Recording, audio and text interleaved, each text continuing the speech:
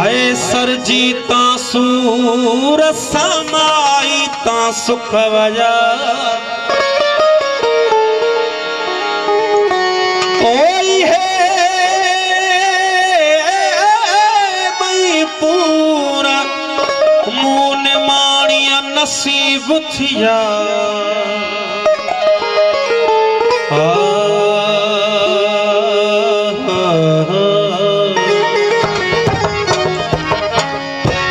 सूरत मिड़े सूर ओ सूरत मिड़े सूर पर सूर न सलण जेड़ा अल्लाह मुखे त महबूब जा मुखे त महबूब जा था पल पल पवन पूरा ओ गाए तो घोरा अल्लाह बारो चल साईं बुडल जब असां ते थिए कायनात उहाई वो रहे कीनत में का जानिब जुदाई अजब जिंदगी जो गुजर थी रहो वा बिना हम सफर जे सफर थी रहो वा उम्र आसां जी अजाई अजाई असां ते थिए कायनात उहाई अच्छा मुस्तफा पया अछो थी वयो मथड़ो अजा प्या जियारो पजो जी जड़ो निसो की नहाने का कचाई पकाई असां ते थिए कायनात उहाई हो रहे कीनत में का जानिब जुदाई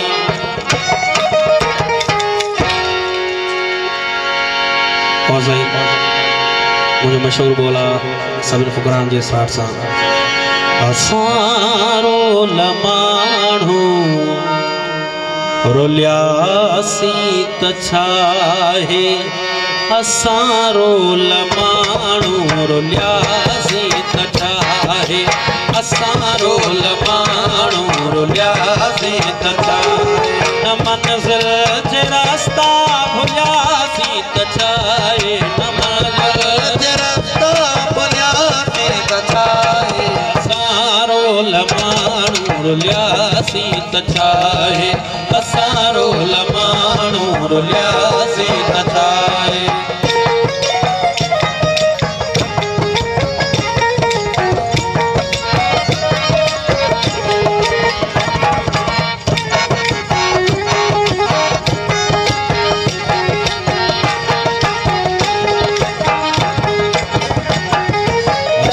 जे कदह मन में मंदर हुजऊं हा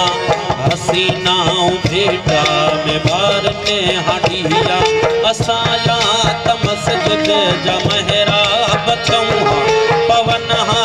असां ते के सजदन जलिया न हो इश्क में हज जो मकान कोई बधी खाली है राम निकरी पयासी असां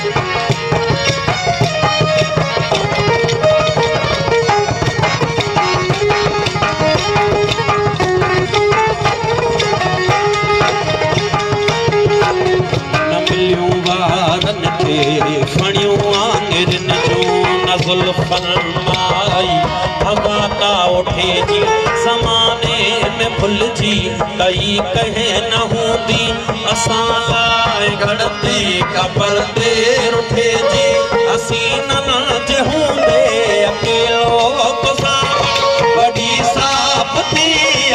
बागे हुजण दे असां जी त तक़दीर कंहिं वात सकणी कई नाहे दादा सभागे हुजण जी असां लाइ सुनसान सभु घर गिटीअ में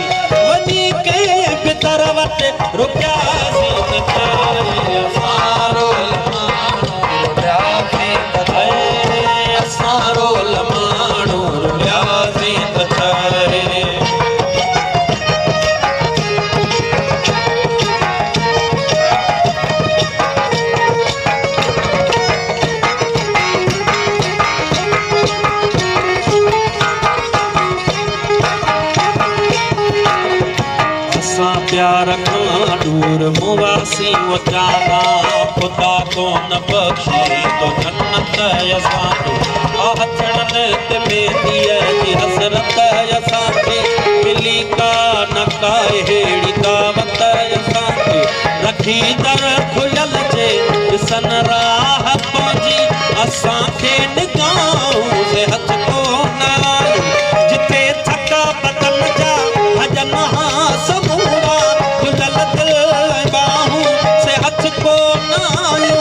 असां सां ज़माने खे काकल सनाए इन साण गाणे रुसियासीं चाहे असां रोल माण्हू रुलियासीं चाहे असां रोल माण्हू रुलियासीं